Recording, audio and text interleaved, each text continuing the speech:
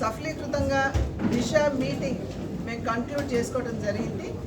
దిశ meeting అనేది సాధారణంగా కేంద్ర ప్రభుత్వం అనేక సంక్షేమ పథకాల్ని ప్రవేశపెట్టడం జరుగుతుంది, అనేక కార్యక్రమాలు చేపట్టడం జరుగుతుంది. ఇవన్నీ కూడా రాష్ట్ర ప్రభుత్వ మాధ్యమంగా క్షేత్రస్థాయిలో వాటిని ఇంప్లిమెంట్ చేస్తారు. అయితే పైన ఉన్నటువంటి కేంద్ర ప్రభుత్వానికి వారు ఇచ్చేటువంటి ప్రతి అభివృద్ధి కార్యక్రమంలో, సంక్షేమ కార్యక్రమంలో కూడా కేంద్ర ప్రభుత్వం యొక్క భాగస్వామ్యం ఉంటుంది. కనుక వారు ఇస్తున్నటువంటి పథకాలు ఎప్పుడైతే రూపకల్పన చేసి రాష్ట్రాలకి వారి భాగస్వామ్యంగా వనరులు ఇస్తారో అవి క్షేత్రస్థాయిలో అందవలసినటువంటి లాభార్థులకి అందుతున్నాయా లేదా, అది సమర్థవంతంగా అందుతున్నాయా లేదా, లేదా ఈ యొక్క కార్యక్రమాలు పథకాల యొక్క ఇంప్లిమెంటేషన్లో ఏమైనా ఇబ్బందులు ఎదురైనట్లయితే వాటిని వెంటనే కేంద్ర ప్రభుత్వం దృష్టికి తీసుకుని వెళ్ళినట్లయితే కేంద్ర ప్రభుత్వం వాటి పరిష్కారానికి మార్గాలు నిర్దేశిస్తుంది. కనుక ఇవన్నీ కూడా జరగాల్సినటువంటి నేపథ్యంలో ఈ దిశ మీటింగ్ అనేది ప్రతి 3 నెలలకు ఒకసారి వీటిని నిర్వహించుకోవడం జరుగుతుంది ప్రతి జిల్లాలో కూడా. ఆ జిల్లాకి సాధారణంగా అక్కడ ఉన్నటువంటి ఎంపీ చైర్మన్గా ఉంటారు. తర్వాత ప్రతినిధులు అందరూ కూడా ఎమ్మెల్యేలు, సర్పంచ్లు వారందరూ కూడా దీంట్లో భాగస్వాములుగా ఉంటూ క్షేత్రస్థాయిలో ఉన్నటువంటి ఇబ్బందులు వారి మాధ్యమంగా కూడా కమిటీకి తెలియజేయడం అనేది పరిపాటిగా వస్తున్నటువంటి విషయం. దగ్గర 37 నుండి 38 కార్యక్రమాలు ఏదైతే కేంద్ర ప్రభుత్వం నిర్వహిస్తుందో వాటిని సమీక్షించడం అనేది జరుగుతుంది.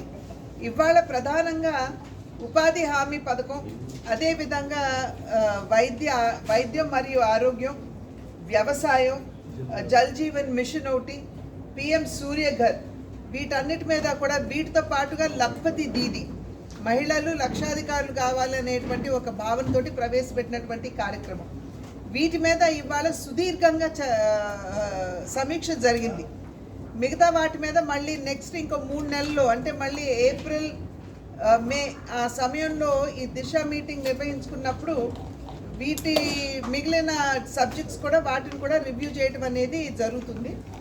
సాధారణంగా ఇంతకు ముందు ఉన్నటువంటి ప్రభుత్వం జరిగినటువంటి అంటే వారు సవ్యంగా కార్యక్రమాలు చేయనటువంటి నేపథ్యంలో చాలా వరకు కూడా ఫండ్స్ కూడా తారుమారైనటువంటి నేపథ్యంలో చాలా స్కీమ్స్లో ఇబ్బంది వచ్చినటువంటి సందర్భం ఉంది. ప్రత్యేకించి జల్ జీవన్ మిషన్లో పైపులు వేసినటువంటి సందర్భాలు ఉన్నాయి, కానీ నీరు ఎక్కడి నుండి రావాలనేటువంటి అంశానికి మన దగ్గర ఇవాళ పరిష్కారం లేనటువంటి పరిస్థితి ఆ రకంగా జరిగింది. కనుక ఇవాళ వీటన్నిటి మీద కూడా ఒక బేసిక్ ఒక సమీక్ష, ఒక రివ్యూ చేసుకోవడం జరిగింది.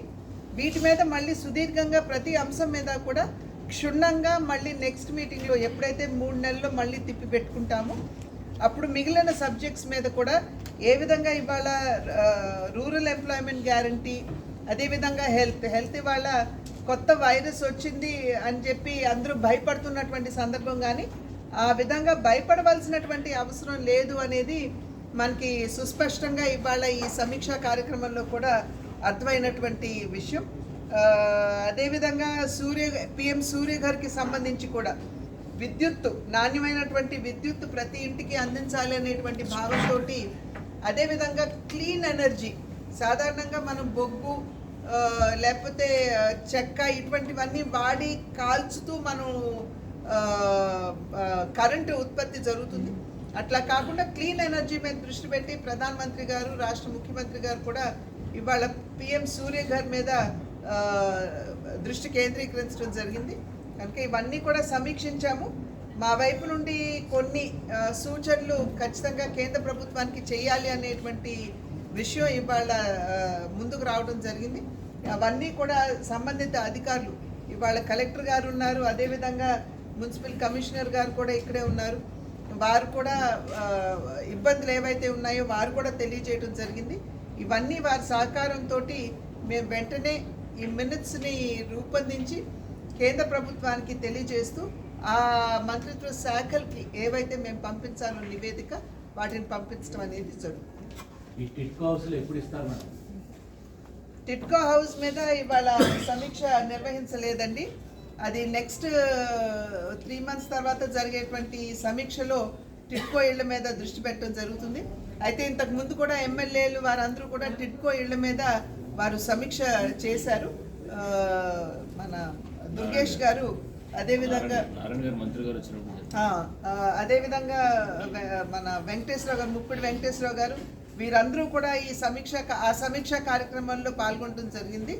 నారాయణ గారు మంత్రి గారు, అర్బన్ డెవలప్మెంట్ మినిస్టర్ వారు ప్రత్యేకించి ఆ సమీక్ష కోసమే వచ్చినటువంటి సందర్భంలో అధికారులతోటి అదేవిధంగా ప్రజాప్రతినిధులతో కూడా వారు సమీక్ష నిర్వహించారు.